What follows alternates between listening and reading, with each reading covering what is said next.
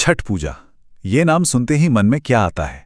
नदी किनारे लाखों लोगों की भीड़, डूबते और उगते सूरज को अर्घ्य और भक्ति में डूबे हुए लोग।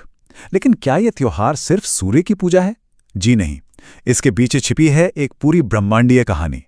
एक कहानी सूर्य की, उनकी दो पत्नियों की और भोर की उस देवी की जिन्हें हम सब छठी मैया कहते हैं। तो सवाल यही है कि आखिर ये छठी मैया हैं कौन? लोकगीतों में जिनका इतना जिक्र होता है, जिनके लिए लाखों लोग घंटों पानी में खड़े होकर प्रार्थना करते हैं, उनकी असली पहचान क्या है? चलिए आज इसी गहरे रहस्य से पर्दा उठाते हैं। हमारी इस खोज की शुरुआत होती है एक श्लोक से, और ये श्लोक हमें तीन मुख्य किरदारों से मिलवाता है।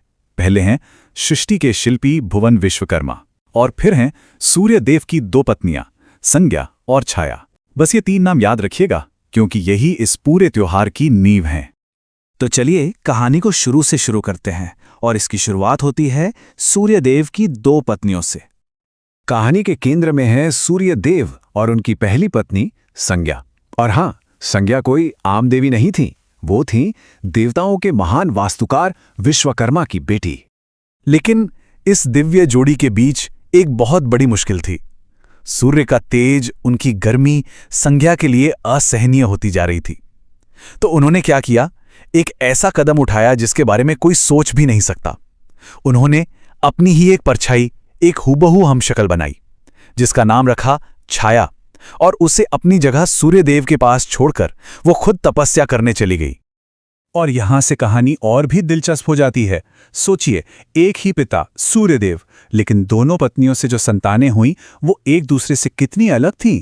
जहां संज्ञा से हुए मृत्यु के देवता यम और जीवन देने वाली यमुना, वहीं छाया से जन्मे न्याय के देवता शनिदेव और ताप्ती नदी। दो पत्नियां, दो बिल्कुल अलग वंश। अच्छा, तो सूर्यदेव की दो पत्नियां हैं, संज्ञा और छाया।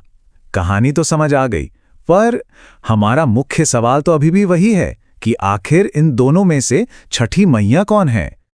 इस पहेली का जवाब शास्त्रों से ज्यादा मिलता है लोगों के गीतों में, उनकी परंपराओं में। सुनिए जरा ये लोकगीत। ये साफ साफ कहता है कि छठी मैया का जन्म भुवन ऋषि के घर हुआ और उनके आने से ही दुनिया में भोर की रोशनी फैली। अब देखिए, ये भुवन ऋषि कौन है? लोक मान्यताएं कहती हैं कि ये भुवन ऋषि कोई और नहीं बल्कि खुद भुवन विश्वकर्मा है, वही संज्ञा के पिता। देखा कैसे लोक गीत और पुराण की कहानी यहां आकर जुड़ जाती है। एक बहुत ही जरूरी कनेक्शन है।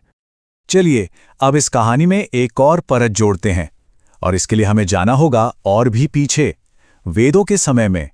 वहां हमें एक देवी का वर्णन मिलता है जिनका नाम है उषा, यानी भोर की देवी, आकाश की पुत्री, जो हर सुबह सूर्य के आने से ठीक पहले अंधेरे को दूर करने आती हैं। और बस यहीं पर आकर सारी कड़ियां जुड़ जाती हैं। लोक मान्यताएं कहती हैं कि जो वैदिक देवी उषा हैं, वही सबकी प्रिय छठी मैया हैं। तो असल में छठी मैया कौन है? वो हैं भोर की पहली किरण, वो दिव्य शक्ति जो सूर्य के आने का संदेश लाती है। तो ये तो हुई कहानी, लेकिन सबसे कमाल की बात यह है कि ये पूरी कहानी छठ पूजा की रस्मों में, उसके हर एक नियम में जिंदा है। चलिए देखते हैं कैसे। असल में छठ पूजा का पूरा रिचुअल एक खास लम्हे को सेलिब्रेट करता है। वो लम्हा जब शाम को छाया विदा लेती हैं और सुबह भोर में संज्ञा लौट कर आती हैं। ये एक तरह से भोर और सांझ का एक कभी ना खत्म होने वाला संगम है। और ये संगम हमें साफ साफ पूजा के दो सबसे जरूरी हिस्सों में नजर आता है। दो अर्घ्य। पहला अर्घ्य जो शाम को डूबते हुए सूरज को दिया जाता है, वो असल में छाया यानी संध्या देवी को एक प्यार भरी सम्मानजनक विदाई है। और फिर अगली सुबह उगते हुए सूरज को जो अर्घ्य दिया जाता है, वो है संध्या की वापसी का जश्न, एक खुशी भरा स्वागत।